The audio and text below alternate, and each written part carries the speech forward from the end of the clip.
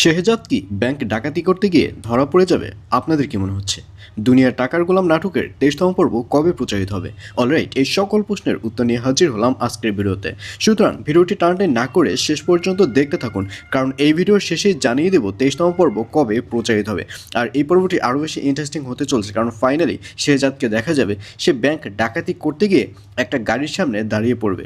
ঠিক তখনই ওই গ্রামের যে লোকজনরা রয়েছে তারা গাড়িটা ঘেরাও দিয়ে ফেলবে, কিন্তু ঘেরাও দিলেও কোনো কাজ হবে না। শেহজাদকে দেখা যাবে সে গাড়িটার যে দরজা রয়েছে সেগুলো খুলে যে জনগণগুলো রয়েছে তাদের মাথায় পিস্তল ঠেকিয়ে তাদেরকে ভয় দেখিয়ে ওখান থেকে চলে যাবে।